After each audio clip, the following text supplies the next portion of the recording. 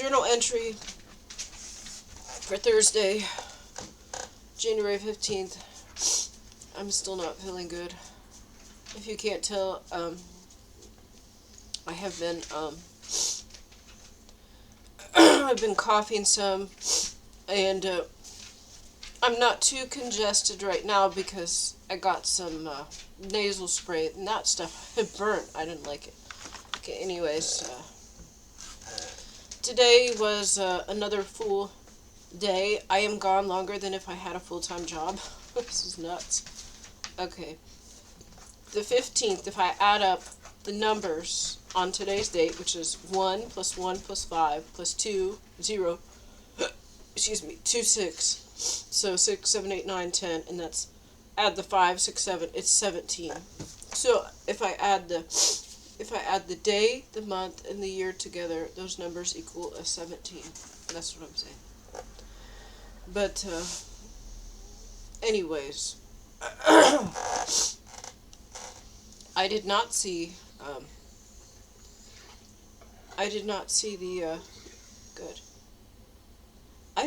the serial killer today.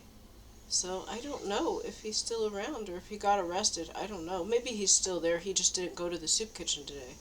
I don't know. Anyways. Let's see what's going on. Today was laundry day. It didn't go well. No, it didn't. This is another mission from God, is that based on how people treat me, God will judge them. Because I just try to be a good person. I try to treat others well. But I don't put up with people being rude and disrespectful. And I don't let them walk all over me and humiliate me. But I'm just kind to people. So just another crappy thing happened today. Anyways, I got a full load of laundry bagged up, and I called the church. I was told they had a washer and dryer just to help people that were not able to wash their clothes. It's not that many, because most of the homeless people go and stay there are some homeless shelters, and some of them have washer and dryers and other ones don't. But they're able to get free clothing and free socks and underwear at these places. So people like me are the ones that really need these services. And of course, this did not go well. And based on what happened, I can imagine all types of nasty smears are said about me. Plus the condition, it wasn't horrible, but I did not have a chance to just tidy everything up perfectly like I wanted to do. This was not good. I went in with full good intentions, but I prayed, I asked God to order my steps, and I had the perfect amount of time. I'm always like me, rushing, like it's a video game. I had lots of practice playing video games. Well, today was another. Basically, I had to, I got up, I got ready real quick. I had sold an item, I went and got the item, I packaged it up. I was going to take it to the post office. I had a big thing of laundry detergent, and also this heavy, the heavy thing of laundry detergent and a big bag of clothes, which I shoved into a gigantic backpack, and I had that on my back, and I had my other bag here, and so I had to stop at the church, put the laundry in, and then I was planning on going to the post office, dropping off my package, getting my lunch, restarting the washer or putting it in the dryer, then going to my appointment at the Salvation Army, then coming back and taking my clothes out of the dryer, and it closes at 2. So, I had to get lunch at the soup kitchen. So it was going to be like, put the laundry in, go to the soup kitchen, switch the laundry, go to my Salvation Army appointment, and then go and check the dryer again, and get my stuff out, and then it was going to close at 2, which I didn't know that it closed at 2. This was all God. Because this church is going to be judged. This church, there was a very kind woman at this church who seemed like a good person, I will say. But when I called on the phone today, When I called on this woman is naive, though, I'm going to say. I thought she was such a kind, sweet person. But I'm going to say that I can tell she's now under a spell and doesn't know. I tried to make it clear, the woman, because I asked for a woman to pray, or just someone that was a believer, so we could pray in a group of 3, like it says in the Bible. And the person that she brought was not a true believer. She brought someone that looks good on paper, but is not a true believer. I'm sorry. It's just the way it is. If you have more degrees, if you teach classes, if you've been at the church longer, it means nothing to God. As Jesus said, I've never seen, like the Gentile had more faith than any of the Jews that Jesus had seen. You have to judge by God's standards, and God's standard is the heart. How do we treat others? And I try to treat everyone well. I try to help people. I save people. My whole life I try to save people. Someone falls, I run to catch them. If I have something, I will give it. I'm not giving them my money because I'm in debt. It's like, oh, we want only money. No, I'm not getting it because I don't have it. Because you get from the excess. But I have negative money right now. But anyways, like, I just will always talk to somebody. I will give them advice. I will help them. I would help somebody move. I will catch somebody if they fall. I treat everyone well. And this is rarely, if ever, reciprocated. And that's fine. That's fine. But then here I saw it was a good person. I truly believe, unless God has veiled me again, a good, kind-hearted person who was unable to see the type of people that were at her church. And this is not unusual, because this goes on in most churches. Now, I have not been to any mosques or synagogues in my town. God has me only going to Christian church. Maybe later I'll visit those. I don't know. But that is not, like, I am an American, so culturally the majority of people are Christian. That is my focus. Good boy. My dogs are so spoiled. I don't want to bash anyone or hurt anyone's feelings. It's rare to find a kind-hearted, genuine, good person. But there was other people that were not so kind-hearted, and I'm not trying to bash anyone. We have to understand, what does it mean to judge? Because this is something that's twisted and misused. When somebody is doing something wrong or sinning, it is our responsibility to tell them. We are supposed to tell them. This is not judging. So if somebody is doing something wrong, you tell them. The behavior continues, then you can tell someone at the church, and then you can tell them, and then you get another group and tell them again, okay? And then you don't, to judge is to put a punishment, okay? To, like, kick them out, or, send them to prison or something. You don't judge them like Judge Judy, but you tell them when they're doing something wrong. And this is one thing the devil has done, saying it doesn't matter if you sin, and if somebody is sinning, don't tell them that's judging. No. We are supposed to tell people when they are sinning. We are supposed to tell people when they are doing something wrong. But we are not supposed to treat them differently. Unless they disrespect us. Now, if somebody disrespects you, and I'm not saying to hurt anyone, but, like, if somebody disrespects you, then just kind of ignore them, and just be very, like, I don't know how to say, just not emotional with them, just very, professional. So maintain your boundaries. Don't let people there are people that will take advantage of you, and they want to get one over on you. So you just ignore it. Don't let it bother you emotionally. Disengage emotionally, okay? This is you can't say this is really judgment either, because you're not excommunicating people from the church. Now, you could say if somebody did something bad enough, you could. You could say somebody hurt children or was abusive. You might choose not to allow them in your church. But I do not believe having a different belief, a different theology is not a reason. You want those people to come in. If you have the truth on your side, you can convince them. Anyways, I just try to treat everyone well. I'm not mean to anyone. people, they just cast spells on me and try to take advantage to me to where I am like reciprocal. They do something to me, I do the same thing back now. That is what I'm trying to do. I am not casting spells, but I will return it to sender. It took a long time, but I am now. And God has shown me this is what to do. And this is the rules in the Quran.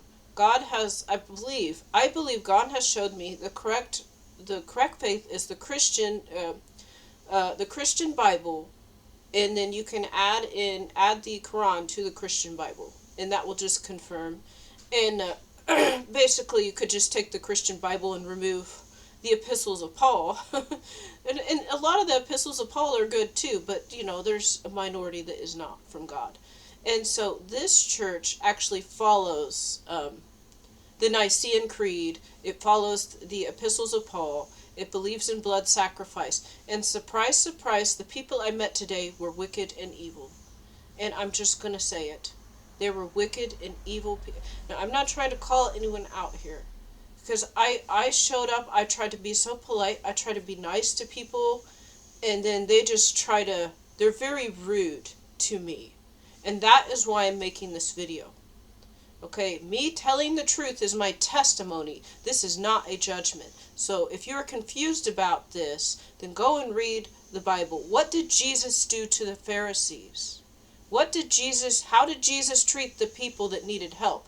How did Jesus treat the Pharisees? That is what I am doing. I'm a member of Christ's army, and I don't know which one, but I'm a member of Christ's army. I work for God.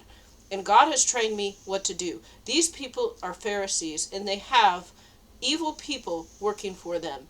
And the sad thing is that good people go to these churches, and they can't tell from good from evil, because they follow the epistles of Paul.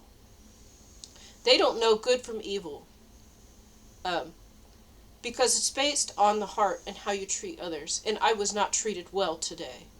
So before I left, I tried to call and no one answered. So then I went and found the item that sold and I packaged it and got it ready. Then I called again. And then the woman gave me, and she seemed a little standoff. Like, she was so sweet when I went there. But this time she was like, didn't like me that much. And I know why, because I mentioned about the spiritual warfare. I mentioned that she should protect her church. And she was open to this. But then after I left, I'm sure there were spies, okay? When they heard this, they likely cast spells on her to make her not like me. And I know, because I've seen this, the other Baptist church, I went to another Baptist church, they did this. Most of the members there were under a spell, and they used things like bottled water and food, even things like coffee in the coffee machines. And this will just make somebody kind of dislike you, like they trade your persona. It's something weird. So I recognized immediately, God allows me to discern spirits. Sometimes I just see spiritually, like their real emotions, their true intentions just show through. Like, that's what they look like.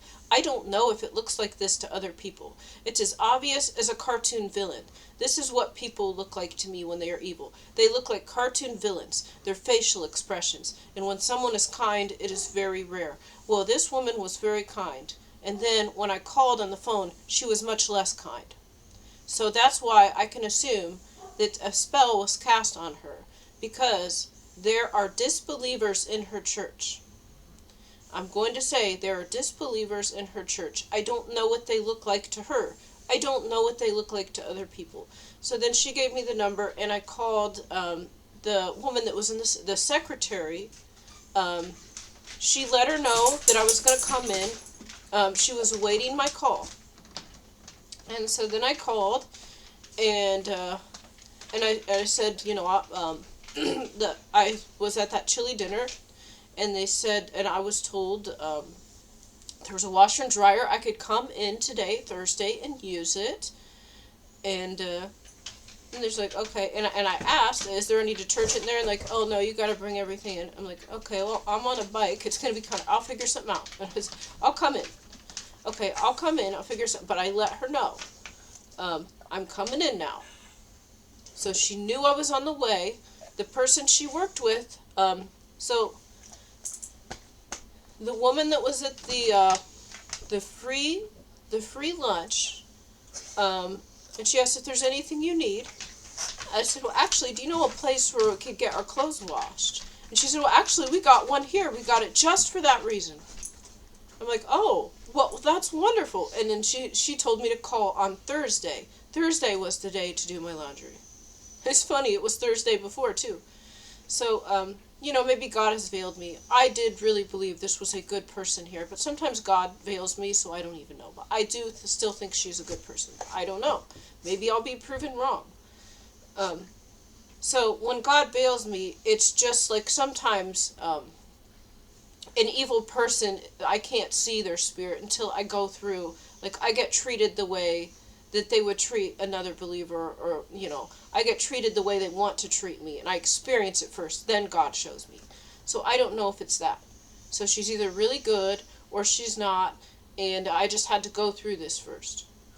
Because actually, had it not been like, oh, well, I guess we have one here, then I might have thought twice. But it was like, oh, we got one just for that call on this day.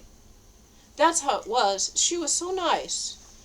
And so I do believe that she was a good person.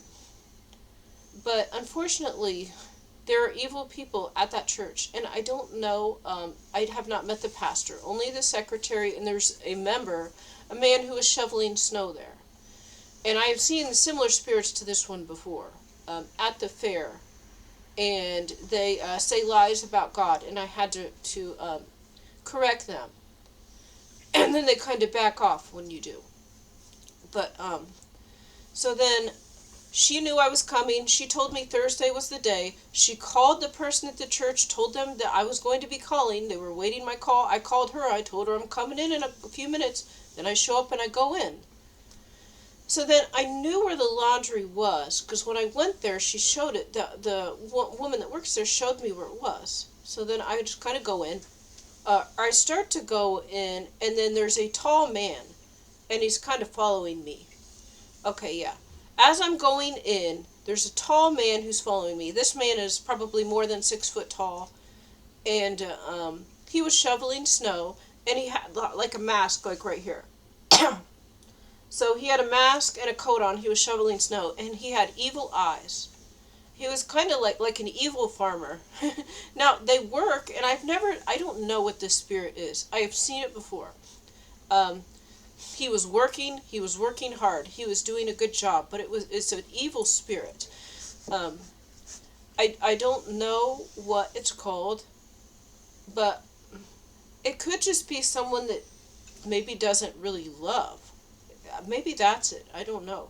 'Cause it seems like he was a hard worker. I really don't know what kind of demon this is, but I've seen it before.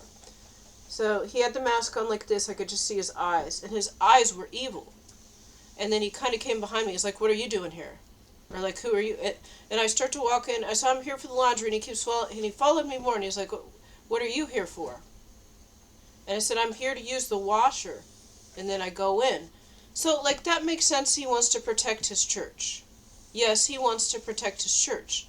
But 2 people already knew I was coming in, including the woman who was in the office, okay? They knew I was coming in. Now, the way the man approached me here, he's like, "What are you doing? Where are you going?" I said, to use the washer, and I kept going. So he was threatening. Now, this doesn't threaten me. I just had people try to kill me like yesterday. People just tried to kill me yesterday. Probably 10 people tried to kill me yesterday. So I don't care, okay? But I was surprised to see the first person at this church this is a tall male spirit. It's not overweight or anything. It's slim, it's slender, but fit. And it's evil. It's a hard-working spirit, but it's dark and evil. It kind of reminds me of like there's a Disney movie that's claymation, and it's like this Halloween town. There's like Jack Skellington and then this patchwork woman. It reminds me of like some type of demon creature from this Halloween, Halloween Disney. I wish I could remember what that's called. Well, that's not a very good wish.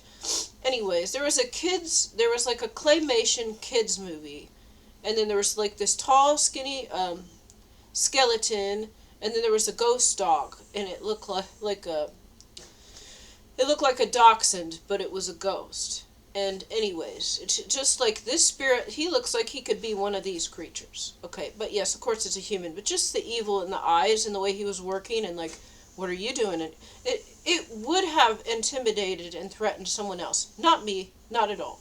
Like, there was actually someone that was kind of scary, or was that yesterday or the day before? I don't know. But that, I didn't run away, I didn't cry. So this man, I recognized like the evil in the eyes, okay? And so I told him I'm here for the laundry, and then he followed me a little more and asked again. I turned more and I said, I'm here to use the washer and dryer, and then I kept going. So he might have heard me, he might not have been sure. I don't know. But it was not welcoming, it was not polite. And this man, I say, I'm barely 5 foot tall. He was more than 6 foot, and I had a big backpack on my back, and it was full of my laundry. So he was acting like, I don't know what he was acting like, but I am a woman, and the way that he approached me was inappropriate. The way he approached me, I'm used to this, but I'm saying, is the way he approached me and talked to me was not polite. It was, if anything, intimidating and threatening. Now, this is nothing compared to what I see every day. Just seriously, it's nothing compared to what I see. But not what you would expect walking into a church. So then I put this stuff in. Like, the woman that was supposed to be there, I didn't see her. There was a kitchen room with the washer and dryer, and no one's in there. So I just go in, and I put my stuff in, and, and then I wash my hands, and I look around, and then I go. And I saw the man outside. He was shoveling snow. And then I told him, I said, I got my laundry in. I'm going to the soup kitchen. I'm going to be back. And then, he's got kind of like this look. So I was letting him know I'm going to be back in there. And then I go. And I go to the soup kitchen. And I'm kind of sick. So, I didn't eat all my food. I threw some of it away today. It might have even been pork in the soup. I took a bite of it and I wasn't sure. They said it was beef. I took a bite. It's like, this still does taste kind of like it's pork. So I didn't eat it. I just threw it in the trash. I never throw my food in the trash, but I did today. I was sick. This was probably pork. I don't know. Because I asked him what kind of soup it is every day to make sure it's not pork. And he said, oh, beef something. I'm like, okay. And then I sat down and I took a bite of it. And it just had a flavor in it. Like, it tasted kind of like pork. And I ate a piece of meat because he said it was beef. And it tasted kind of like pork. And then I just pushed it away. I did eat a piece. I asked God to forgive me if it was. It still might have been beef, but I don't know. They might have been lying to me. So, I didn't want to spit it out in front of anybody. I will do this. I will spit it out. But I was 50% sure it was pork, and I wasn't completely sure. I went ahead and swallowed the bite in my mouth, which I normally do not do. I was sick, so my mind is not working as well, and I just didn't eat any more of it. Let's see. Actually, on my way to the church to put my laundry in, there was a mail truck sitting there, and I'm like, oh, can you take my package? And then I got my bag that was tied to the handlebar. I got my package out. I'm like, okay, and I got it, but she didn't scan it. I should have just taken it to the post office. Normally they scan it. She didn't scan it. And then my package that I dropped off the other day, they didn't scan either. This post office, you're going to get judgment too.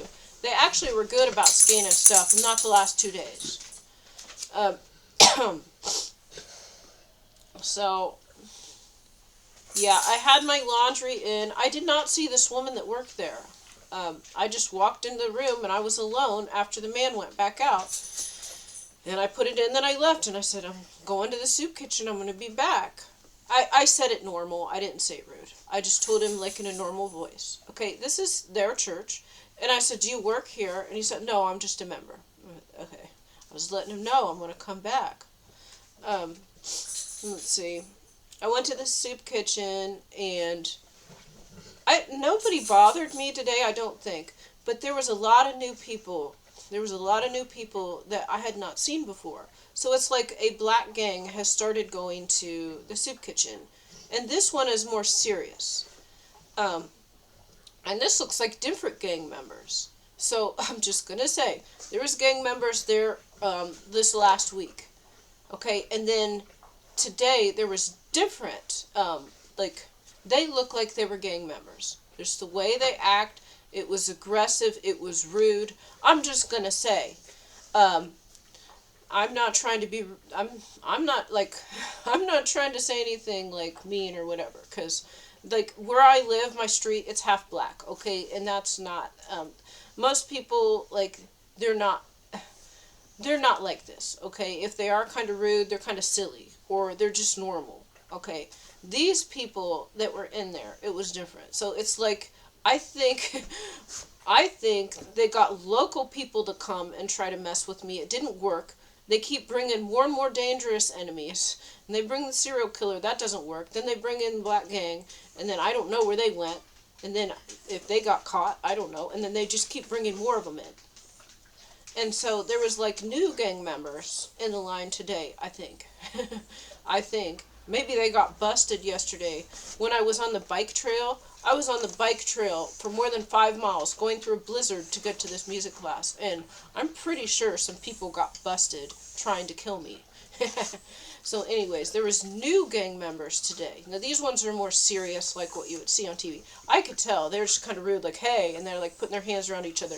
Just being disrespectful, not horrible, but just a way where it's like serious, expecting respect, which we should all do, but just kind of, just not polite, okay? That's all I'm going to say. I don't like this, and neither does God. So, just the attitude and behavior was not polite. But it was much better. It was still much better than these people at the church who were white.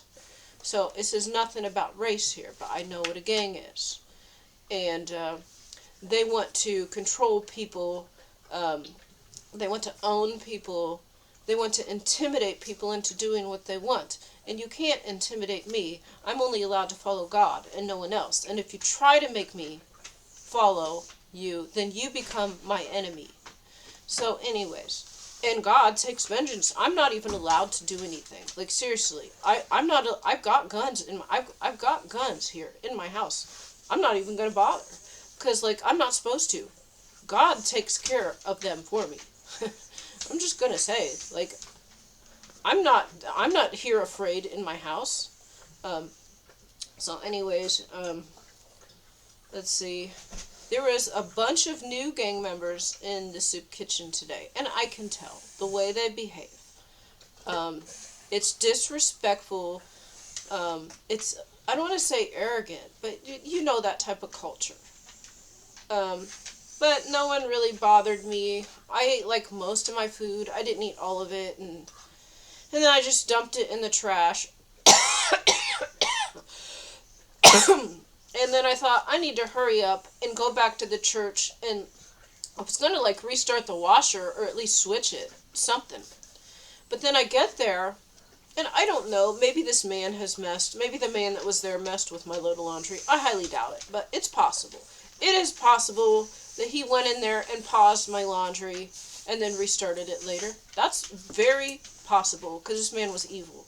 But at the same time, he might not have. He might not have. I'm just going to say, I don't know.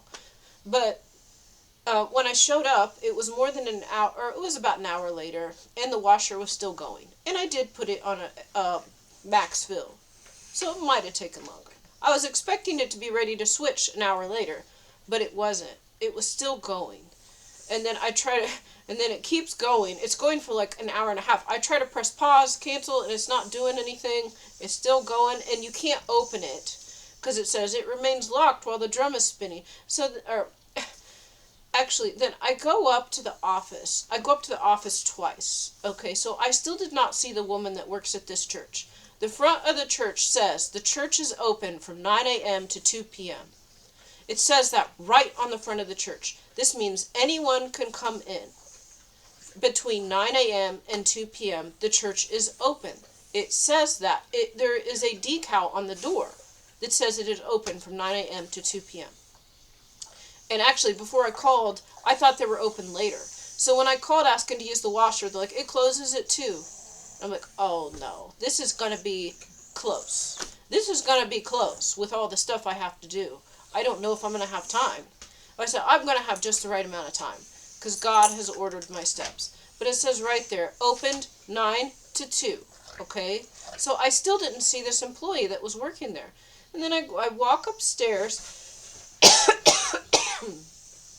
and there's like a big office. And I'm maybe like 8-10 feet away. And there's like a glass wall there and then a door. So there's a woman sitting at the desk, and I saw the woman sitting there. And I knew this must be, oh, what do you call it? Excuse me. Phil, I don't, God keeps me humble. That's what I'm going to say. I can't remember English words. I can't remember English. Was this a secretary? She was a secretary. I didn't want to say the wrong thing. So she was a secretary that worked there. Okay, that was her job. And her job was to work at the church being the secretary. So she worked probably from 9 to 2. So there's this office room. It's a pretty large room, actually. And there's like seats in there, and she's got a desk. I'm maybe like 8-10 feet away. I'm outside of the room, standing near the door, and she's like maybe 8 feet away from me. I'm just gonna say, like, something like that. I'll just say 8 feet away, cause like it wasn't that close. I could see her, and I did not go in right away and startle her. So I just stood outside. I stood outside the door, and I said, "Oh, hello," and then she kind of turned. And she was like, oh. And then I tried to talk to her about the washer a little bit and say, I'm trying to hurry it. The washer is still going. And I tried to push the buttons and stuff. And and I said, if I absolutely have to, like, if I have to leave the stuff, then would it be here? I could come get it next week. And she's like, oh, yeah, probably Monday or something. But she didn't talk to me nice. She just talked to me like she didn't really care, kind of. And that was okay. She acted like really strange when she saw me. I was far enough away, I wasn't a threat. So I said hello outside of the room. Like, she was in the room and quite a ways back at the desk. And I said, oh, hello. And then she was kind of not expecting me, because apparently no one comes in. and then I told her a little about the washer. I said, I'm waiting on the washer to finish. It's taken a long time, and, I'm concerned about not having enough time. And then I told her this. She was also warned about this. And then I said, if absolutely I can't get this stuff out of the washer, and I asked, how it works? She says, no, I've never used it. And, she wasn't rude, but she wasn't nice at this point. She was just, she didn't have any answers. And she said they just got the washer and dryer, too, which is strange. So they just got the washer and dryer. She hasn't used it. She doesn't know how it works. Someone else that comes in but wasn't there that day, had used it before, so they don't work. And so it's just taken a long time, and I'm concerned about not having enough time. So I told her this, and then I said, okay, well, I'm gonna go check it. I didn't even go in. I stood outside of the room, and I talked to her through the door. I don't know, like, why. I'm supposed to be able to go in and talk to her. But because I did not want to threaten her, I stood way outside. I was outside of the room, and she was way in there at the desk. I didn't go in, okay? She apparently is not used to having any visitors or something. I think it's probably me. So this was still okay, but I tried to talk to her a little bit to show her that I'm nice, I'm not scary, But she just didn't really, this was fine, okay. She wasn't mean at this point. She wasn't nice either. It was just, but she couldn't answer the question. So then I went down, and then I finally was able to switch the laundry. And I just put a few things in there because it was freezing outside. I actually took my jacket off to wash because I had room. And so I just wanted to get a few things done on a low heat because those items would shrink.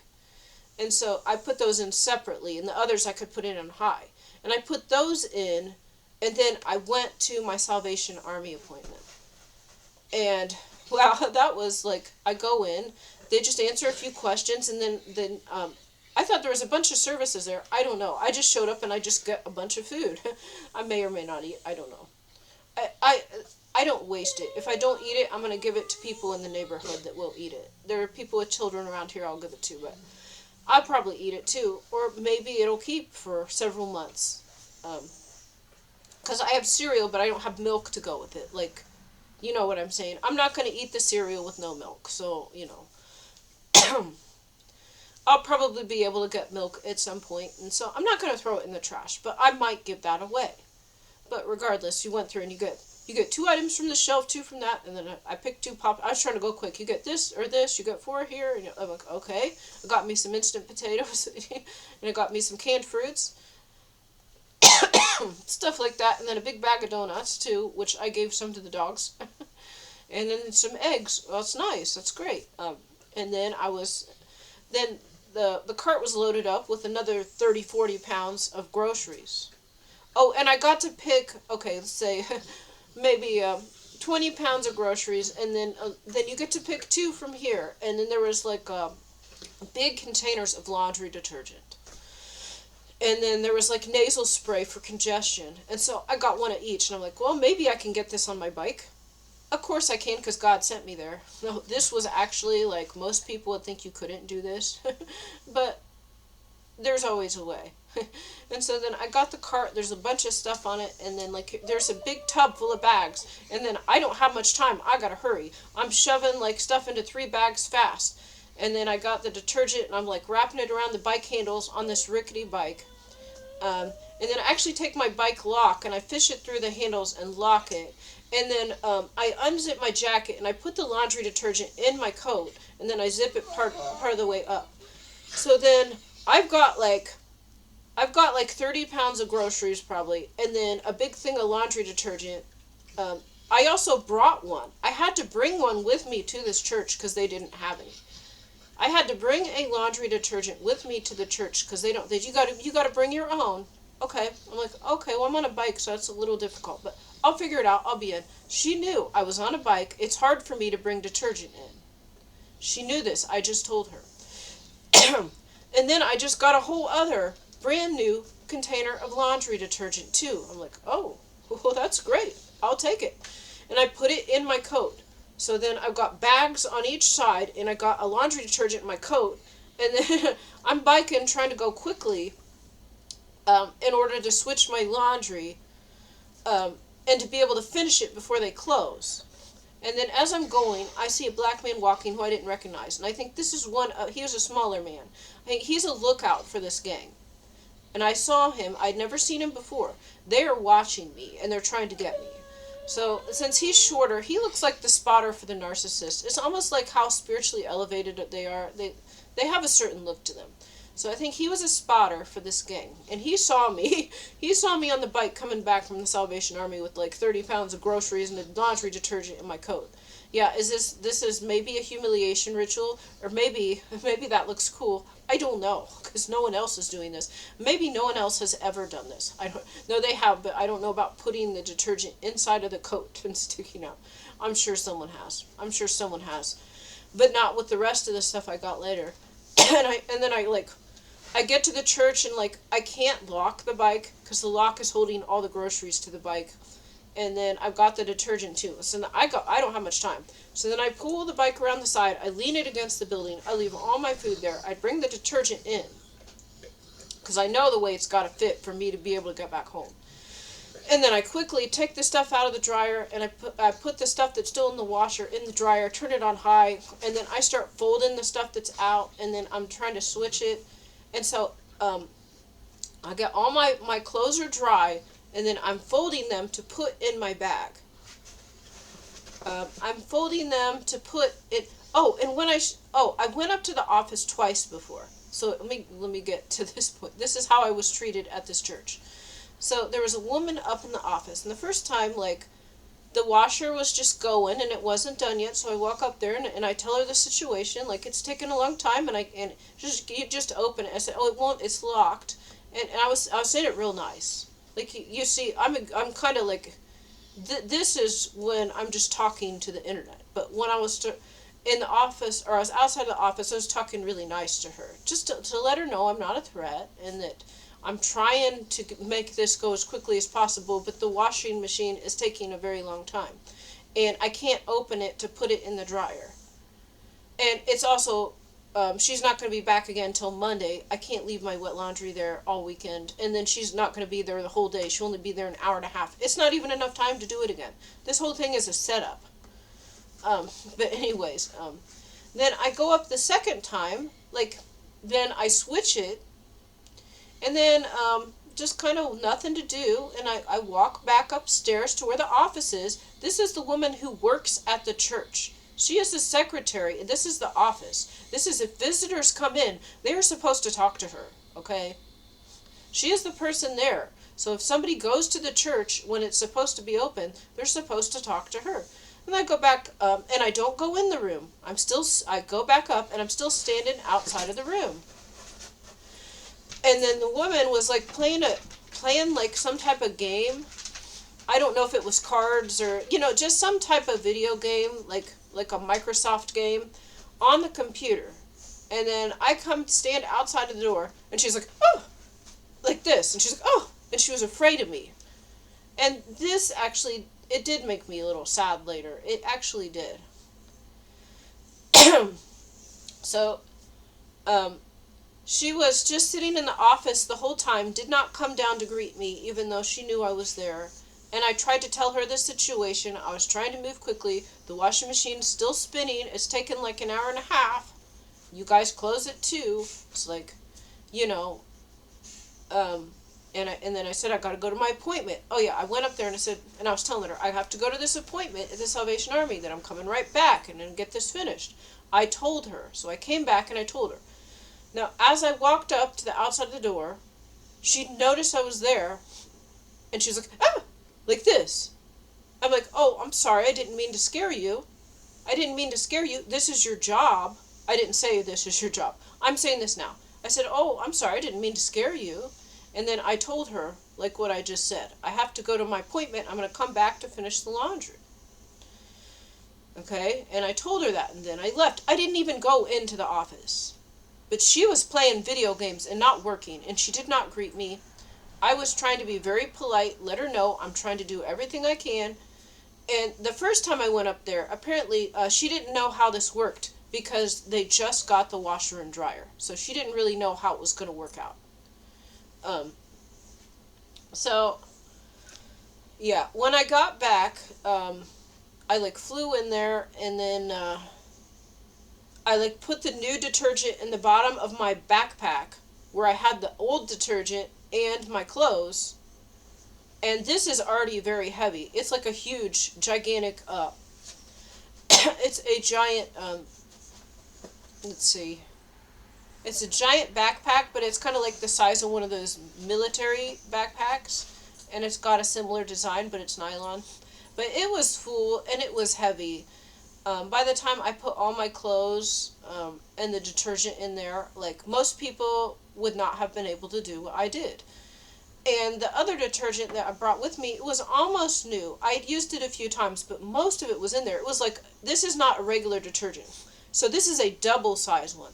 I did not have, this is what God does. Everything is a challenge. So I got to do the little entrance exam. So they gave us free detergent at the Thanksgiving meal. There was a city Thanksgiving meal, and everyone could come in, and they also were giving away some personal hygiene products. So I missed all of it except for the detergent. The detergents were double sized. They were really heavy. They're not the ones you get at the store. They were real big. They were the extra large ones. This is what I had. I had to put this in my backpack and put all my clothes on top of it, and then bike like this. And then I had 30 pounds of groceries, and then and actually, I even told the woman before, and I said that I wanted to do a good deed. Honestly, I wanted to do a good deed, and since I needed to come in and do my laundry, it was hard for me to bike and bring this detergent. This thing is quite heavy. It was maybe 10 pounds or something. I don't know, maybe it was more than that, because it wasn't a normal size. It was a larger size one. And I don't have a bike basket. I had to put it in my backpack. And so I thought she'd be really happy since they didn't have detergent. I was just going to leave it, and I said, and if someone else needs to use it, they can use it. And she's like, oh, we don't really need that. And I tried to tell, but she didn't say you can't leave it here. But she said, yeah, whatever, basically, is what she said. So I had this detergent. It probably would have been $20 worth of detergent. I was going to leave it there so that when someone else came and needed to use the washing machine, I would just let them use it. Okay, I was going to, because they let me use the machine, I was just going to leave a detergent there for everyone. And she's like, yeah, well, and she didn't really care. But she didn't say you can't at this point.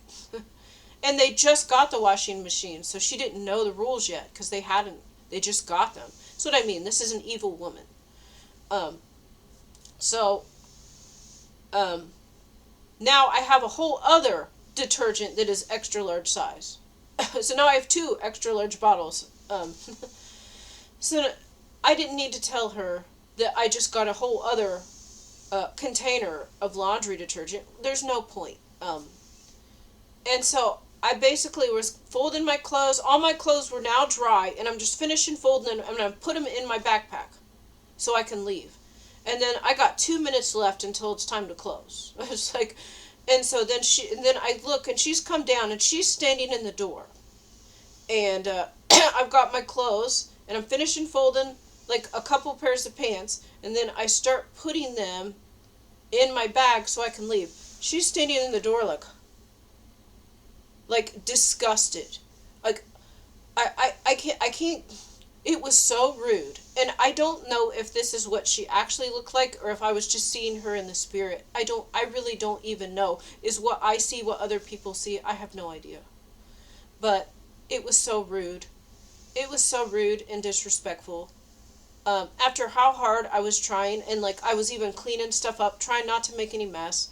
And then like I was moving quickly. I just had like a small pile of like 2 things left to fold and put in the stack.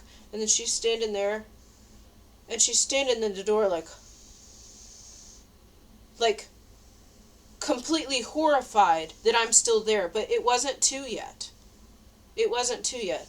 And I said, oh, and she's like, we gotta go. It wasn't 2 yet. Okay, I'm just gonna say. And I said, I'm putting my stuff away. And then I grab a stack of pants and I go to put it in my bag. And then I go back to get the stack of shirts, and she's like, she is like totally astonished and horrified that I am still there. This woman is. And then and I said, thank you for letting me use this. I'm putting my stuff away. I was putting my stuff in my bag to leave. And she is horrified. Like, this was so rude. I can't even believe it. Actually, the guy in the gang who was trying to get me, I don't know. He's like, hey, no coffee. We gotta talk. This guy was a little more rude than this woman, but not much more. And, but the difference is she's at a church and she is getting paid. She is getting paid. And she's supposed to be the secretary at the church. While it's open, if somebody comes in, they go and talk to her. And so then I said, I'm putting my stuff in my bag to leave. I said, I'm putting my stuff in my bag to leave. And then I get all my stuff in my bag. Now, I had a couple of bags that I was going to throw in the trash, and I had the detergent sitting there. I seriously just needed 5 seconds to take care of this. That's all I needed. This woman would not give me 5 seconds. Like, I wanted to have it looking nice. All I had to do was close the door on the dryer and throw away the bags I had sitting there. She wouldn't let me do this. Seriously. So it was left a mess that makes me look bad. That's like, this woman was horrible. And so... And then I said, and this detergent, I'm going to leave that there. Because the first time she's like, well, someone else could use it, so we tell people you should, or the first time she said, you shouldn't leave it because someone else could use it. I'm like, okay, well. Then I said, it's okay if someone else uses it. It's fine. Other people can use it. I said, I'm going to leave this here. And so I got all my stuff in my backpack now. I'm trying to go out the door.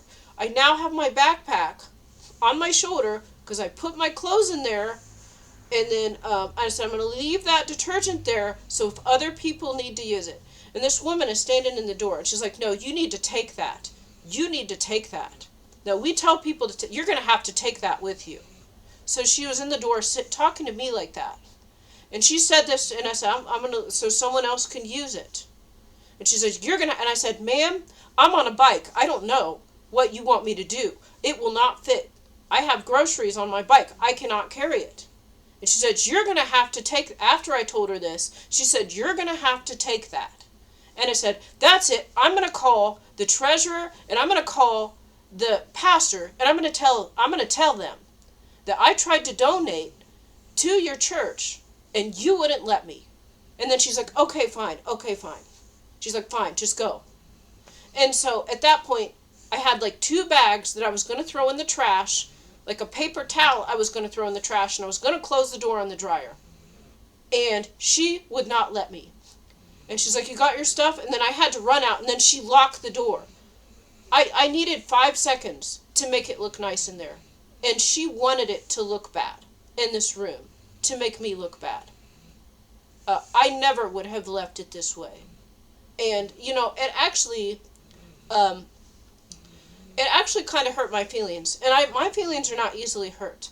But it kind of hurt my feelings, I'm going to say. Because I had this detergent. It was probably $15 worth of detergent. I wanted to give to them, and so that when someone else came to use it, they didn't have any detergent, they could use that. So I thought she would be happy because they didn't have any. She's like, no, you're going to have to take that. You're going to have to take that. And then I'm like, ma'am, I'm about to call your boss, and I'm going to call these other people. I'm going to tell them I tried to donate, and you wouldn't let me.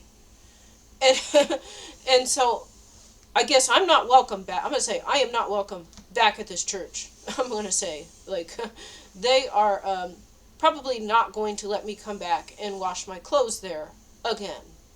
But that's okay. That's okay, because they preach the blood sacrifice of Jesus. So they will reject a true prophet of God. They will reject God's remnant in the true believers, because they believe the lie. But anyways, they believe the lie because of the guilt of their own sins. That they don't want to be held accountable for their sins. That's why they teach that your sins don't matter. But the same way, they will reject the people full of the Holy Spirit.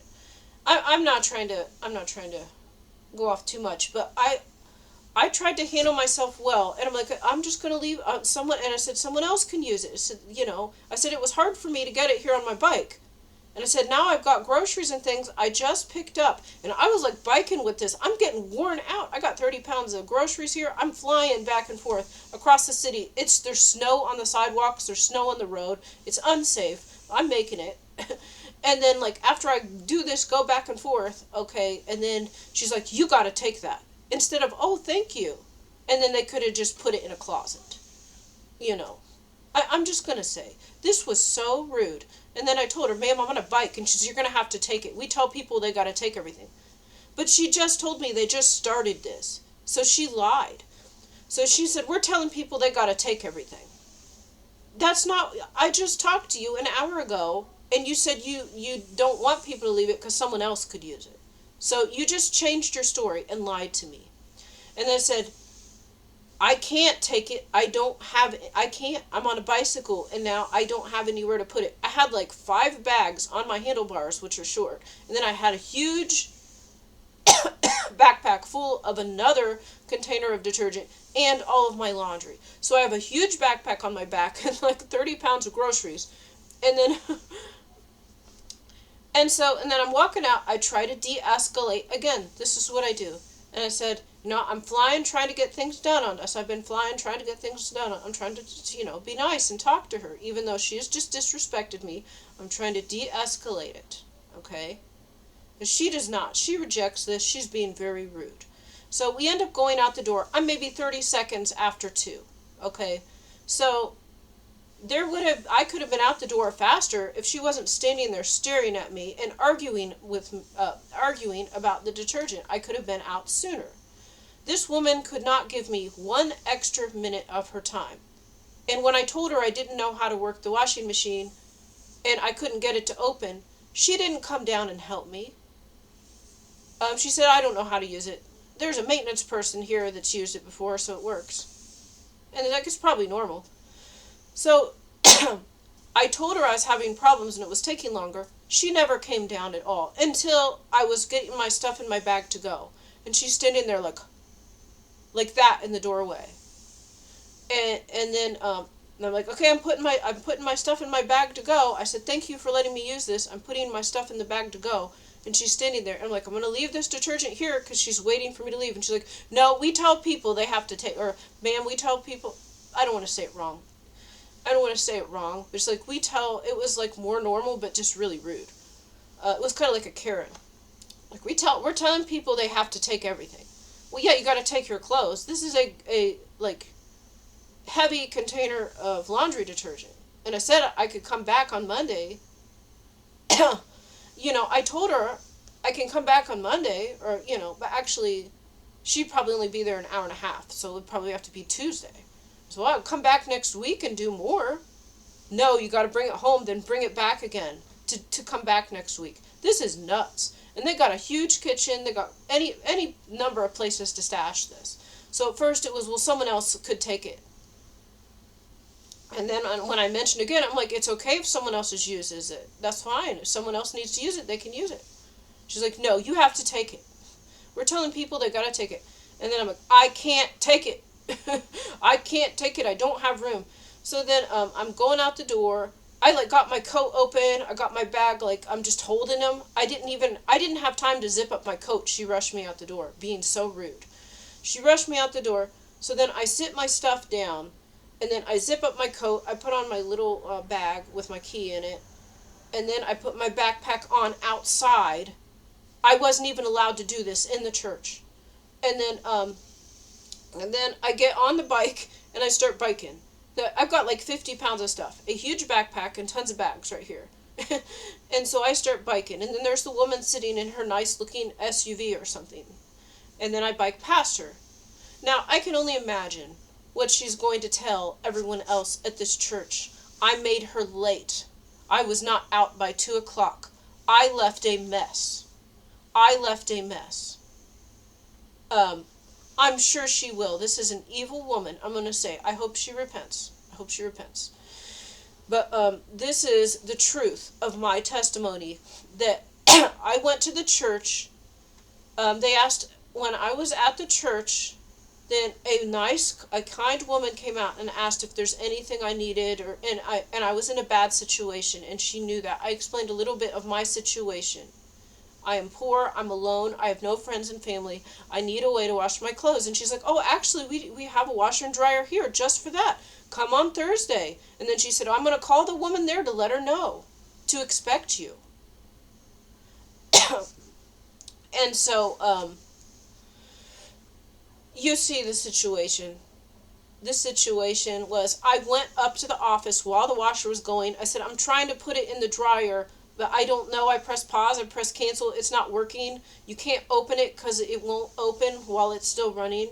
And I told her, and she's like, I don't know how it works. So I told her, I'm trying to get it done. I'm trying to switch it so I have enough time to get out of here. I told her that. And she did not come down and help me. She didn't, even if she didn't know how. She didn't come downstairs. Because I told her, I'm having trouble with this. I don't know. Do you know how to work this? She's like, no, I don't know how to do it. She didn't come down to help me. Nothing. And so, God planned all of this. I'm putting my testimony. I am not a liar. I treat everyone well. This is the absolute truth. It should have been done. It was this washer. It looked like it washed the clothes and did a good job, but it takes longer. It's like a quiet version, and it did a good job, but the cycle took a long time, and I tried to press cancel, I pressed pause, nothing happened, and it was locked, and I had to just unpause it and wait 20 more minutes for it to spin, and then I was finally able to switch it, and my clothes were still kind of damp, but I'm like, okay, and then I was folding them, and then she comes down when I'm almost unfolding, and it's not 2 yet. And she's horrified. And I'm like, yeah, I'm putting my stuff in my bag to go.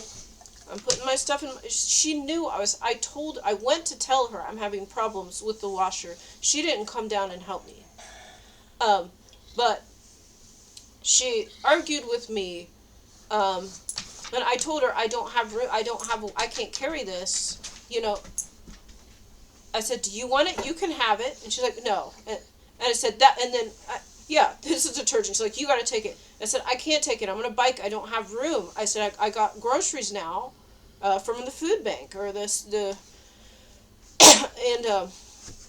it's like, you're going to have to take it. We told people to take it. I said, do you want it? Because I said, ma'am, I don't have room. I don't know what you want. I'm going to call I'm going to call the other people at this church. And I'm going to call the other people that work here and let them know that I tried to give charity and you wouldn't let me. Because they actually have signs, like, asking for things like soap. They didn't ask for laundry detergent. They're like, if you want to donate soap or something, like asking for these donations. And so this was exactly like what was on that sign, something like that they needed. But she did not want me to donate this. And I actually, it made me feel good to give this to them because they did not have any. But no, it was rejected, and it's going to be used to make me look like a bad person. Because that's what they do.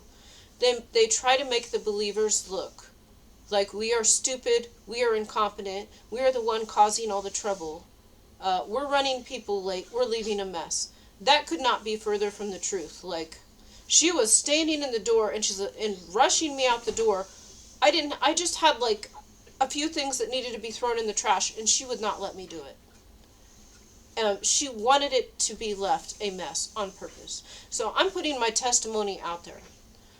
This is the truth. And I know, maybe this isn't that big a deal. But I had a way to get my clothes cleaned. And I say, I am probably not welcome back there. No. And the two people at that church I saw today were evil. Now, anyways, let's see what else is going on. So then I bike back home. I make it home. Now, most people are going around me just fine, but occasionally there's like some asshole that like just goes right next to me like a foot away. It's very dangerous. God will protect me, but those people, you're going to get your karma. They'll even zip around just to stop at a red light in a way that is dangerous to me. Like, their car is too close. Like, you're supposed to have 3 feet between you and the bike to pass. But they don't. Like, most of them do, but, like, every so often, they don't. It's highly unsafe. And so, I almost feel like they should. Like, if there's an NPC zombie out there, like, they could hit that person and then go to jail and learn a lesson. But it wouldn't be a real person. It'd be like a narcissist or something. Okay, let's see. While I was at the Salvation Army, there's this charity that builds bikes for people that can't afford bikes.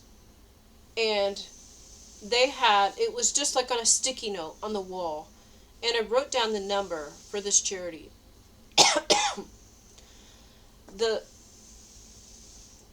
Oh my gosh. The phone number for this charity has my birthday in it twice.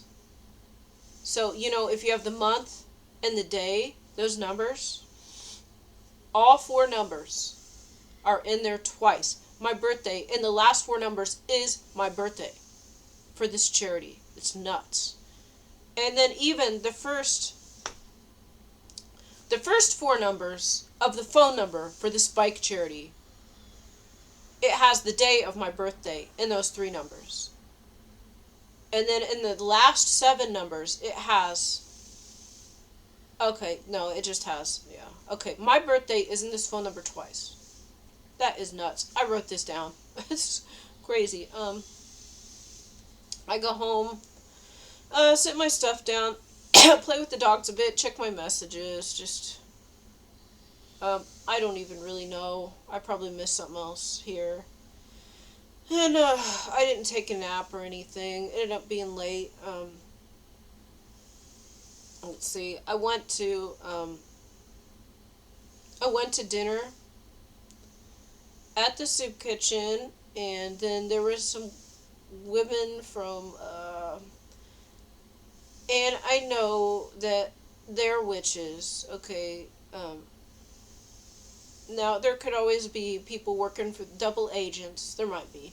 But there's witches there. But, they know how to be nice. I don't know. Because I kind of like this one woman there. But then she cursed me. But they're like, oh, hey Jennifer. I'm like, oh, hello. So then when it was time to sit down, I went and Sat by them, and of course the older man who was really old, who had hit on me before, was sitting right there too. Anyways, then I go and sit next to him, and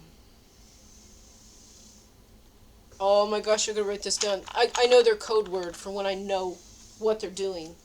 Um, oh my gosh, this is the code word the witches say. Um, this was a little this was a little learning experience from God. God is still training and teaching me. So I kind of like him even though they're trying to get me. This is weird. Like, they attack me, but then they're nice too. I don't know. It's kind of like fake nice. Like maybe fake friends, but I don't, this is, I don't know. I don't know. But anyways, I saw them there, and I went and sat down and talked a bit, and then the one girl who was sitting across from me, she went and she got some napkins, and she sat them on top of my bag. Now, I don't know. One, like, she could be a double agent, or she could be just another witch, because she just cursed me. I'm assuming she's probably a witch, but you never know at this point. There are people that pretend to be bad that are good, and there are people, yeah, the other way. So, she cursed me, but it wasn't that big a deal. She cursed me, and I'm like, oh, actually, she got the napkins, and I had a bag, like a plastic, like a Kroger bag. I put my bike lights and stuff in, and some napkins. And so this is just my bag that I tie to the bike handlebar, and I bring my stuff in to the soup kitchen with me, because if I left it outside, it'd get stolen or broken or something. And I sat it on the table. Then this woman, went and grabbed some napkins and sat it on top of my bag. She sat it on top of my bag. There was no way not to take it. I thought maybe if I don't touch it, then I'm not cursed. God has taught me I'm still cursed. I'm still cursed. So she got the napkins, she sat them on top of my bag, and I'm like, oh, actually, I just got this nasal spray. I went to the Salvation Army, and then it's actually cleared up my congestion. As I thought she got it because I was going to blow my nose. And I said, oh, actually, I just got this nasal spray, and so I don't really need to blow my nose right now. And I did not touch the napkins. They were sitting on my bag. I did not touch them. But I was still cursed, and I'll explain why later. Oh my gosh. This is a learning experience. I don't know what to do now. How do you circumvent this? So, even though I did not touch them, and I did not pick them up, I don't know if there's a way to get out of this. Wait a second. But even though she cursed me, she was helpful overall. So, let's see, what is this? I got some food, and then she might have tried to curse me with a fat spell, or, So, and she said she was trying to lose weight and stuff and not eat as much, and she's probably trying to get me to say something, like, to where I would say something to make myself fat or something, and then, and so I think that's what she was doing some reverse psychology. They do fat spells. My father did a fat spell on me. I'm just going to say. And she said something about how she was trying to lose weight. And then I said, yeah, and I've been eating more. I've been gaining weight. I said, but then I thought, this is probably a spell. And I said, but now that I'm sick, I'm losing weight. I'm losing weight now. So I made sure to say that after. So they didn't curse me with another fat spell. I said that after. I countered that. But actually, after she put the napkin on us, there was the two women there. And then the older man that hit on me, he didn't say anything to me at all. These two women were there. And I think they're enemies, but I don't know. Maybe they could possibly repent or be friends at some point. I don't know. But maybe I'm completely delusional. I have no idea why I am here. This is still probably training. The woman sitting next to her said she is aware of her surroundings. She is aware of her surroundings. She was saying code word that I knew I was being cursed and was not taking the cursed item. And also, she probably heard from the other man who was their friend. Yeah, I let him know. He gave me the poisoned water, okay? And then when it was time to go, I was not passed out. I was not asleep. And then I told the man that came with him, I said, I'm probably the only person you can trust, as I was facing both of them. So he was busted. I knew he poisoned my water. I was still awake. I was not dead. I did not pass out and get left outside for the serial killer. Or actually, they might have dropped me off at home, and then he would come to my house. I'm just going to say, this is probably their plan to kill me. um, but anyways, I just drank a little bit, and then most of that had gone away by the time it was gone. So anyways, one of these women, they were friends with this man, okay? And so she gave me the cursed napkin, and then her friend is like, she's aware of her surroundings. I did not touch those napkins. I left, and they called seconds. I left my bag there, and it had the napkins on it. I left my bag there, and so you guys gonna be here for a minute? You watch my bag there? And so I left the bag, and I went. I went and got some seconds. I said, even though I'm not hungry, I'm gonna go get it. And then I was gonna bring leftovers back for the weekend and for my dogs. And they mentioned something about a cat, and like they wouldn't they needed to have a job in case their cat had to go to the vet, and oh yeah, they're probably trying to really get me with these spells here. So this woman was saying like how she was looking to get a part-time job because if her cat had to go to the vet or something or was unhealthy. And so then I made sure to say, oh yeah, and God, and I said every day I pray protection and guardian angels over all my dogs. I pray to protect my dogs every time I leave. And I said God won't allow it. I said I lost I don't have any friends, family, but I got my dogs. And I told God I am not going to lose my dogs. He says God won't allow anything to happen to my dogs. And so I said that, and then I even had seconds, and I wrapped up something. I said, this is for my dogs. And I left that wrapped up food on the table, and I went with my tray to get more foil to wrap up the noodles that I was going to eat. So I wrapped them separately. I left the dog food unattended, and I said, I pray guardian angels protect my dogs. I don't know the exact words. I pray that angels protect my dogs, God protect my dogs every day, every time I leave this house, and the kingdom of darkness is not allowed to harm. And I said, and just in case this wasn't enough, I forbid it there. Okay, so I spoke that, and the kingdom of darkness is not allowed to harm my dogs. And I said this after she talked about her cat maybe having a health problem and she needed to be able to pay to go to the vet.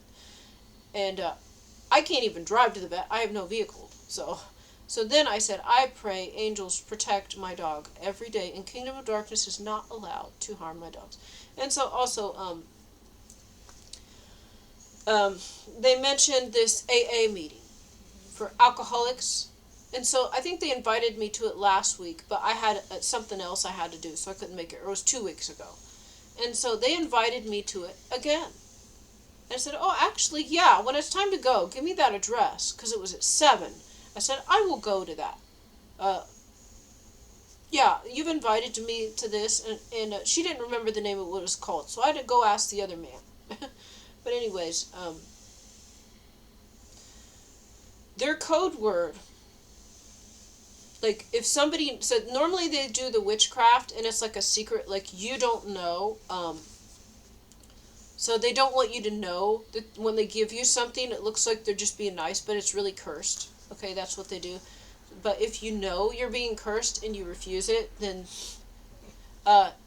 like this person knows you're cursing them. They said, she is aware of her surroundings. and so I responded to this. I knew what she was saying, but I said, yeah, I'm on a bike all the time. So and there's only a few roads, there's only a few streets you can go down. So I am very aware of my surroundings. And it's funny, is just kind of play off like I didn't know what she meant, but it had a double meaning there. Is there's only a few blocks. Like, there's not very many things they can do. I am very aware of my surroundings. I'm on my bike all the time. They get me all the time. There's not very many things they can do.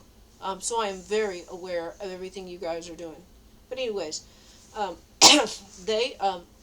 another man, who I think is a good man, came up, and he was talking to one of these women, and I'm like, oh, maybe she's not, he talks to a lot of people, though, and they all try to get me, so it probably means nothing. But I had prayed to God, like, because I was with the devil and I was trying to get rid of everything that he had got me and get things that have nothing to do with devils and narcissists. Okay, well, all my underwear basically was from the time when I was in a relationship with the devil, and I'm thinking I have to get rid of this. And I was telling God, God, I will throw all this away. I will throw all. I want to throw these away, but I need some brand new underwear. Like, I can't have this stuff that the devil bought me. I was like, I want to throw it in the trash, but I don't have other. And so then I told God, if you want me to throw it away, give me some new ones. Well, okay, I've been hitting all the. This is one reason I was hitting the charities. I went to this. There was two food banks I went to, and another place I went to, and I asked all of them if you have underwear, you know. And I asked the soup kitchen, I think, before, and they didn't. But that was a while ago, so I don't know. Maybe I never really asked them because I didn't want to take too much. But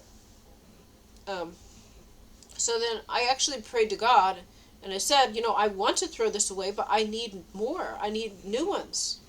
And so this woman who cursed me, okay, she also said, oh, and they also got some stuff in that door there where it says don't enter. They got things like underwear and socks in there, brand new. And I'm like, were you sent here to tell me this? Because I was trying to find that. They had it at the soup kitchen. So God answered my prayer. I'm going to throw away all the underwear that I had when I was in a relationship with the devil. It's all going in the trash. I already threw some of it away, but I couldn't throw all of it away yet. Let's see. But I did get cursed. And actually one of the women was trying to, like, stop me. She was trying to stop me from getting cursed, actually, I think. Because, basically what happened is my bag, which is like a plastic bag that has my bike lights and stuff in it, she sat the napkins on top of it. So I thought, I gotta get my bag. I have to go.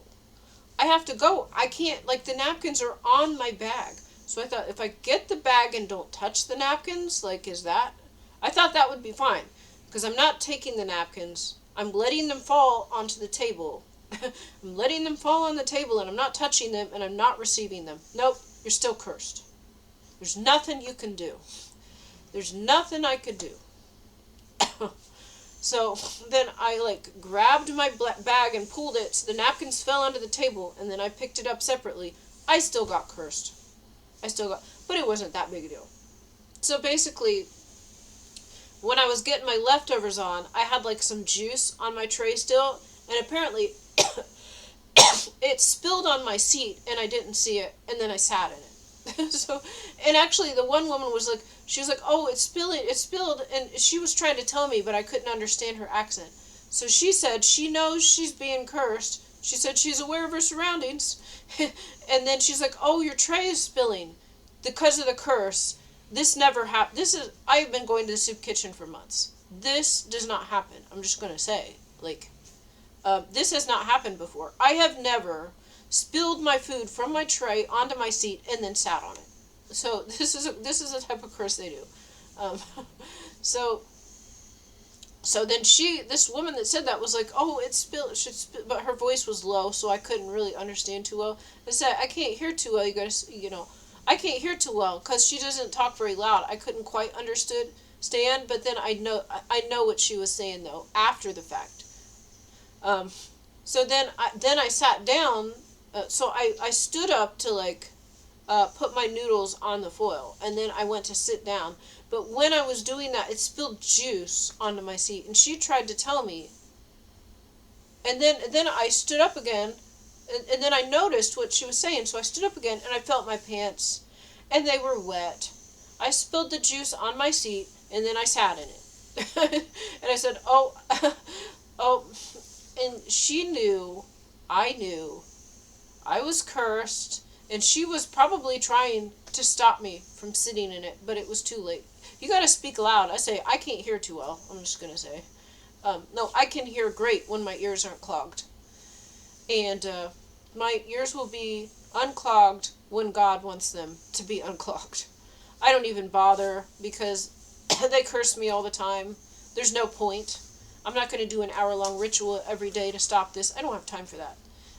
My ears will be clogged and I'll be sick nonstop until, like, until something, God does something, because I don't have time to block this stuff. Um, so I was invited to the AA meeting.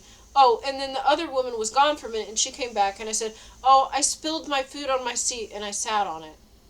Or the woman that saw me first, um, and I said, oh, I sat in it, and she was like, almost like, sorry. She said, like, oh, sorry, or something, I think. I don't remember, but she said something like, sorry about that. And I'm like, oh, it's okay, I've been wearing these pants for a while. Yeah, I've been wearing them for many days now. I was going to wash them anyways. So I'm like, it's okay, I've been wearing them for a while, it's fine. It's fine. I just washed like 5 pairs of pants today, so it's fine. It's actually fine right now. But I also told them about the church, and I said there's some evil people at these churches. It was funny because I met them at the church too, so they probably are thinking I'm going like that. And I said, this woman at the church, and I just kind of like quickly summarized what she did. And I said, and I'm not welcome back there. So then the one woman who cursed me, sitting across from me, said this recovery group, they're getting a washer and dryer setting it up. And I said, I said, I'm not going to be welcome back at this church to wash my clothes again. I don't think I'm welcome back there to wash my clothes. So actually the recovery group you go to, they're getting a washer and dryer. They're setting it up or something. Like, that's the way. And then while I'm washing my clothes, I can go to more recovery meetings. This is what God does. God makes it so I don't have clean clothes or food, and I have to go to the mission. I have to go to the soup kitchen. So a lot of people that volunteer at the soup kitchen, it's because they got out of prison or they just have community service to do, or they're on parole or something. So they do their community service at the soup kitchen. So that's why you see people that have been involved in things and they still have a lot of demons. So God is sending me there. And then you go to the addiction recovery services. These people still have demons. So God wants me to go there. I don't know what I'm supposed to do. Like I said, I am open to healing people, anything, but just, I don't know what I'm supposed to do. So I need a confirmation or I'm not going to do anything because I'm not going to move forward. I'm not going to act if I don't have God's backing. So I'm just observing right now. So it's like, if you want me to do something, tell me, because I don't get it. I don't know. Maybe I just survive their attacks and then I'm still fine, and then that gets some people to like switch teams from Satan to God. I don't know. But yeah, this woman cursed me, so I spilled my food in my seat and then I sat in it. But at the same time, she told me they had underwear there, brand new, at the soup kitchen. I was invited to this AA meeting, and they're also giving away free dog food, and I missed the first part, and then she told me the address so I can pick it up. And then they also taught me, this is their code word, this is what they say if someone knows they're being cursed. They might have tried to stop it, and they invited me to the AA meeting. Yeah, and then I got home and like did a few things, and then I had to leave again. I headed back out to that, and so I'm not. A lot of this stuff is kind of private. Like there wasn't anything that big a deal there, but I'm just gonna say a few things that was not what normally happens, but was just something because I was there. Okay, and some things they mentioned that are good ideas or the problems. So I'm not saying anything specific about these that would get anyone in trouble or reveal personal things. But apparently they have these meetings once a week, and they wanted me to come back. They said they'd be happy to see me again, so it was nice. They offered sanctuary there for people who needed it. That was great. So this is something that happened, and this is not normal. I'm going to say this is not normal, and I'm saying this was brought up because I was there. Because people have demons, they know my political beliefs, so they say something to try to trigger me. So basically, they go around the circle, there's people reading things, and then just people speaking. And there was one young woman there, and she was just saying a lot of bad things about Trump, and how they were, and another man too, and they were really mad with the Trump administration. They were going to defund a lot of these recovery services, and there was like some kaleidoscope house for like LGBTQ people or something. That I guess it helped people, and it was shutting down because it didn't get enough funding, and so they were really upset about not losing funding for these charities. And then shortly after this, the woman who was leading the group said, "Now normally we do not talk about politics." She says, "We don't talk about politics here." So she said, "We have some new people. Since we have some new people here today, I'm going to let you know, we don't talk about politics. We're not supposed to talk about politics here." So she said that, and then I was aware they normally don't say anything about politics. It was because I'm here and they know that I'm a conservative. Um, so they said things about the Trump administration. But I know that it was an attack on, it's not even me, it's the Holy Spirit. So that God's presence, the enemy, and like these can be good people, but I'm saying it's like a good person that does a bad thing possibly.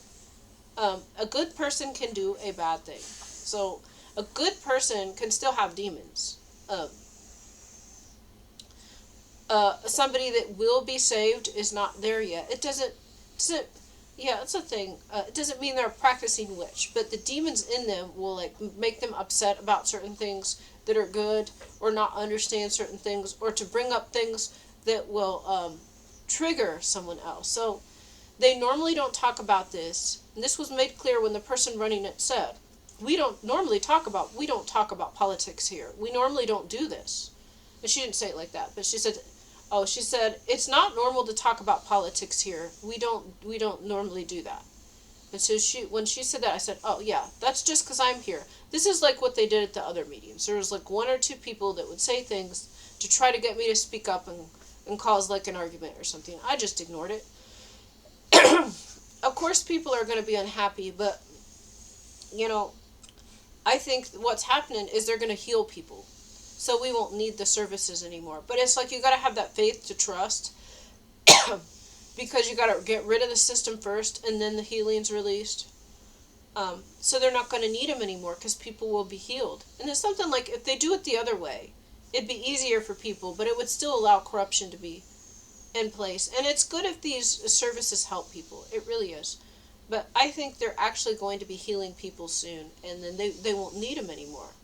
Because they have the ability to just get, like, no withdrawal, just get rid of addictions. And so I think that will be in the future.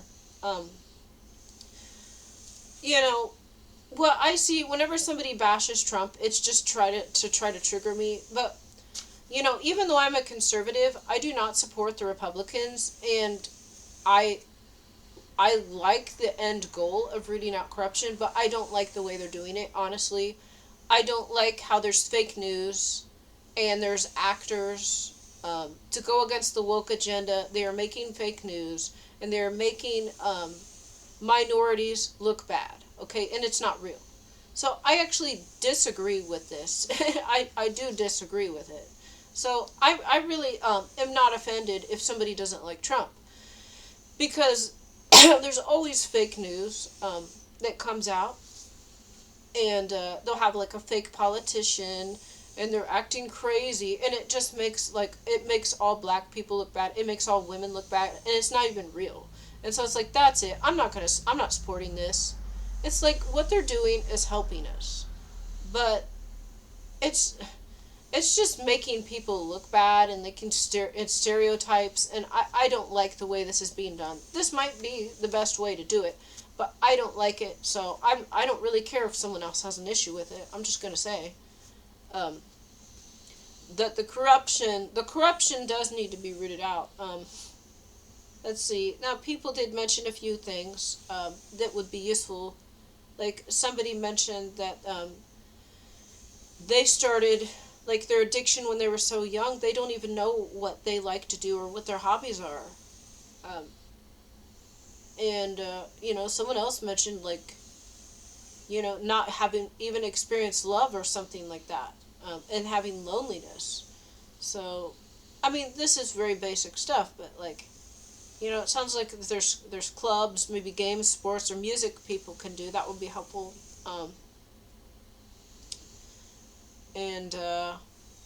Love and loneliness, like the addiction is a substitute for those things.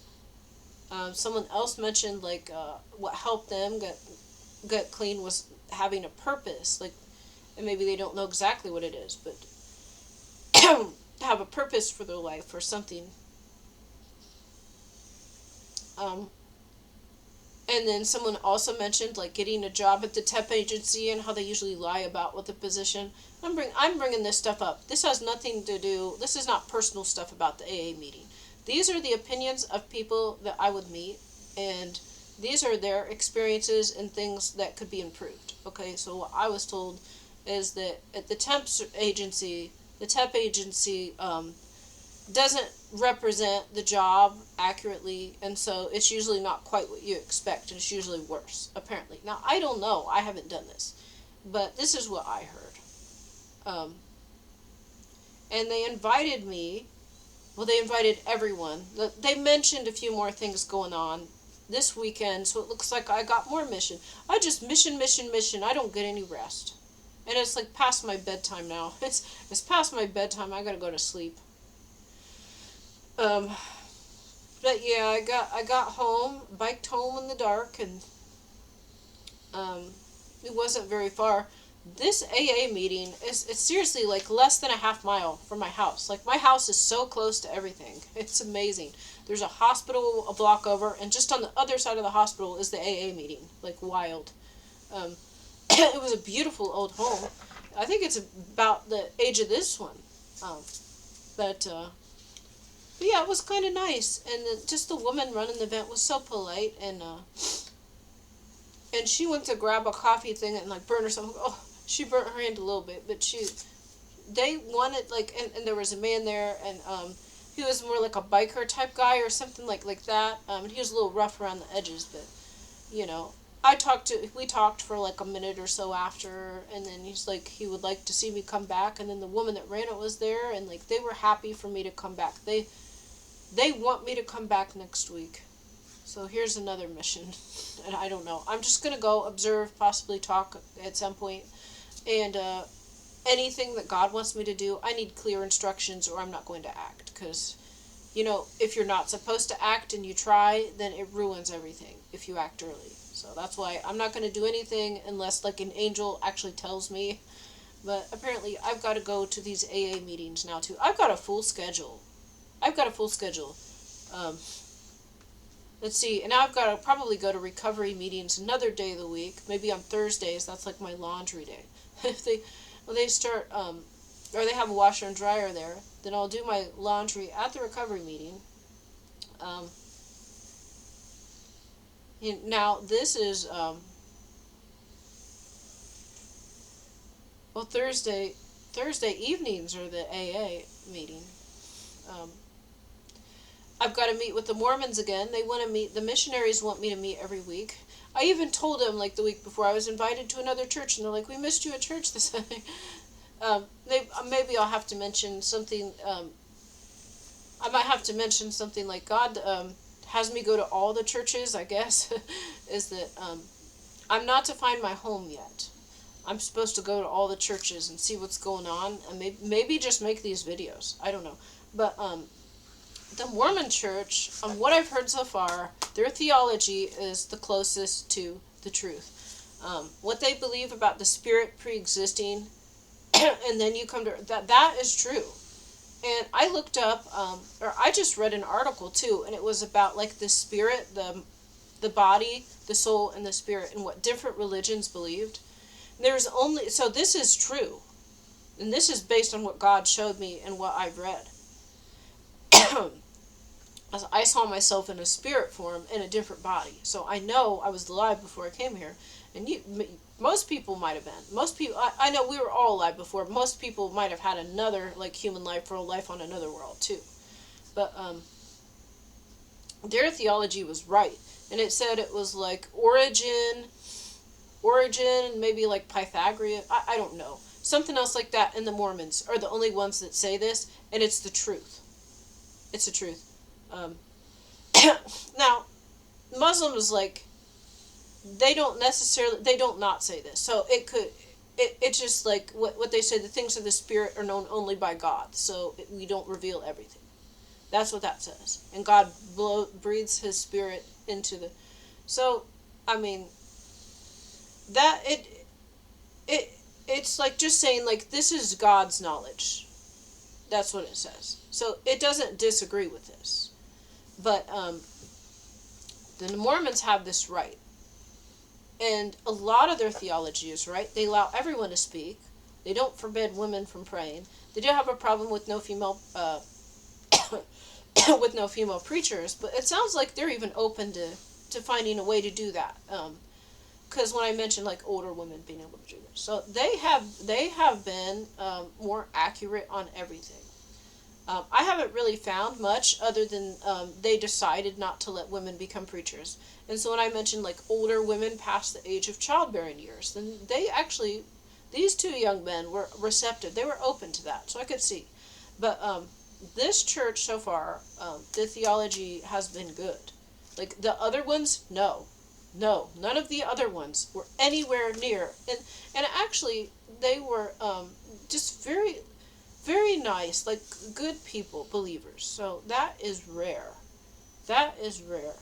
But unfortunately, not everyone at this church is as spiritually pure, is what I'm going to say. Because I think God showed me that the bishop at this church is the one who cast a spell or did something to make me sick so that I would miss, so that I wouldn't make it. So it was the bishop of this this church who did this, not these two young men. They are believers, and they would not do this. But the bishop, who gets up and speaks during the service, he and the way I believe God showed me this, because I got really sick, and I even told him, I'm really sick today. It's like that. There's always spiritual warfare to stop me from going to a church or doing a mission. So I am really sick. And then like the next time I went, I didn't sneeze like the whole day. I wasn't sneezing. But then the bishop comes and stands, and then I just sneezed. And so like God just showed me. And I didn't even like sneeze after, like maybe like once or twice the rest of the day, the whole day. But like I didn't have to sneeze at all. And then he comes and he's at the row right in front of me, talking to somebody really close, just a few feet away. And then I sneezed right when he came up. That's how God showed me. The bishop did it, okay? And this doesn't even necessarily mean he is a bad man. I'm not saying that, but I think they are jealous of the spiritual authority of the remnant or of a true prophet. That's what I'm going to say. So they might be good people in preaching the truth, but that doesn't mean they can't be jealous and won't use even certain forms of witchcraft in order to keep. This is like what the Paul spirit started off, like just trying to keep the prophets out, or to being jealous of other apostles and things. So being jealous of them and just trying to keep them away and just like sabotage them in little ways. And then that escalated. It like totally got out of hand. But excuse me. Wow, this is a long video. But it always backfires. So there's always jealousy. People get jealous when you have an anointing. Whenever you have an anointing from God, like you have a calling, you choose that calling, you choose to be obedient and follow God's law and not sin, then your anointing is activated and other people are jealous. And when they like went to like a Christian church, or like they went to an Islamic school or something like that, and then they work their way up the ranks on the way that humanity judges, but not on the way that God judges. So then they get jealous of somebody with a real spiritual anointing from God. That doesn't mean they're bad, but you can tell. Like they just maybe are a little awkward with certain, like they don't know how to, and they still do a good job. They can still do a good job. I'm not saying that, but like God's prophets go through so much training that like they are pros. I'm just gonna say like, but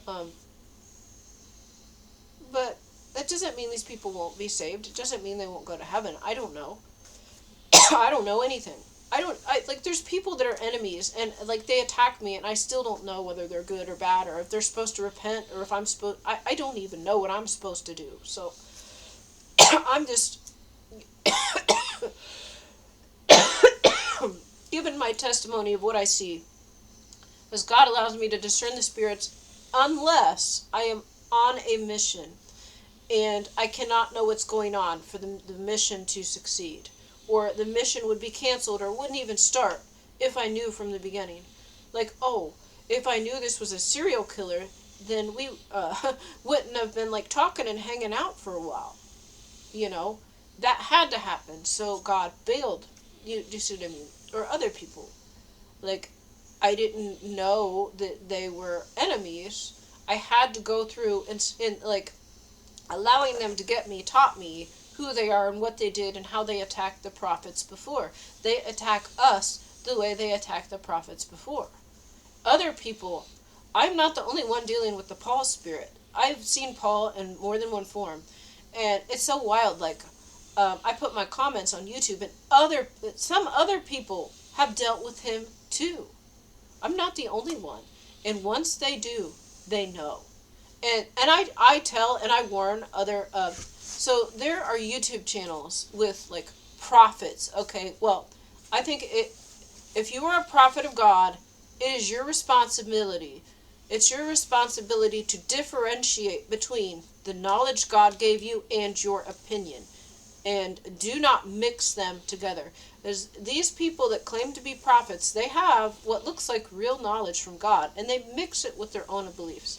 Because God has shown me, okay, Paul was a traitor. And these people release prophecy videos. And I keep telling them, Paul is a traitor. Paul is a traitor. Go ask God. They don't. And they keep talking about Paul as if he's a good person. And then they talk about Judas like he's a traitor. Judas was a good man.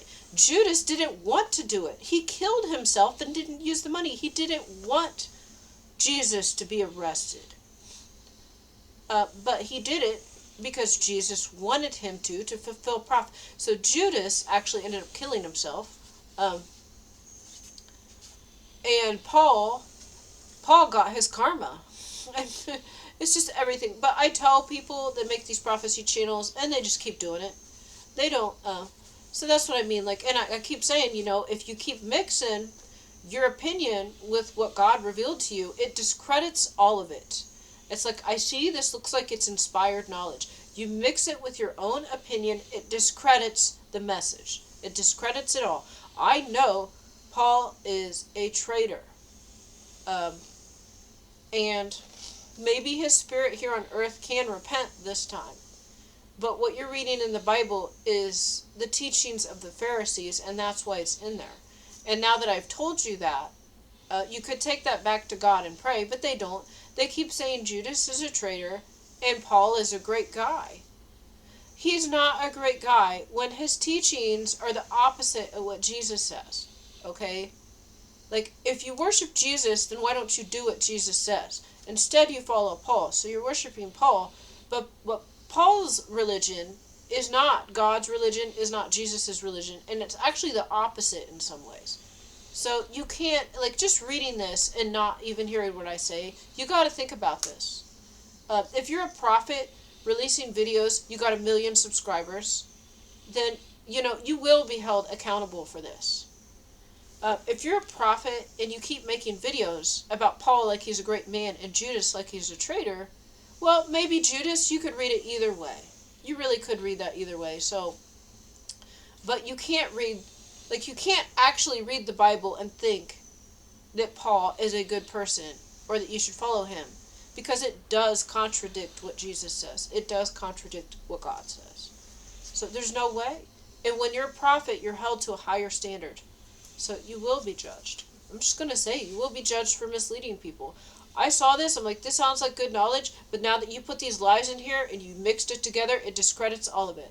And I downvote them, and I put this, and my comment will boost them up in the search. I understand that. But sometimes people like my comment. They understand. I give the warning, they reject it. That's fine. But This is how we have got into the situation we are now. People mix their personal opinion with revelations from God. Maybe God reveals one sentence to them to that day, or a dream, and then they take all of this theology that they learned from going to church for 20 years, and they combine that with their prophecy. But, a lot of these teachings in church are not inspired by God. They're not accurate. They go to Bible school, and there's a consensus, just like a scientific consensus, and humans get together and decide what's true.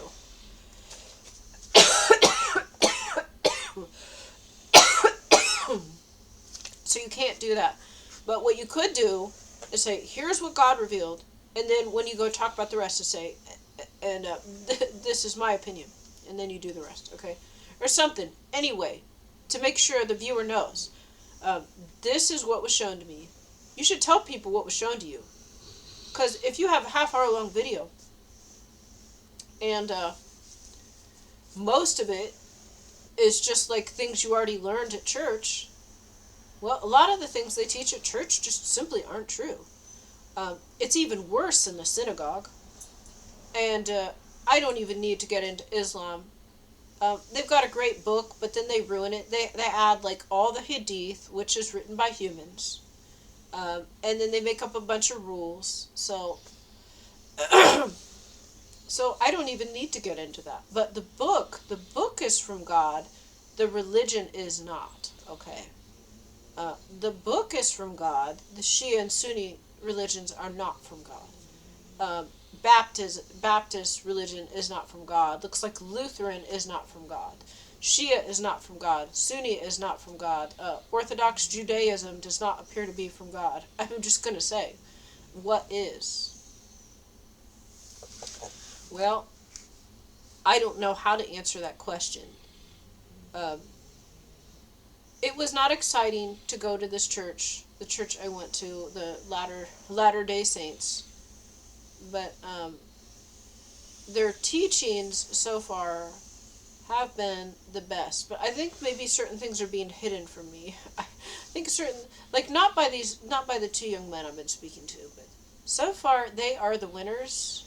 So far they're the winners, and I can't just keep going to that church. Well, actually, this other church I was going to, like, they had such a great message there, and it was fun. But they just let demons walk around. Well, yeah, I guess the other ones do that too. Well, no, maybe this other church was... It was a Nazarene church.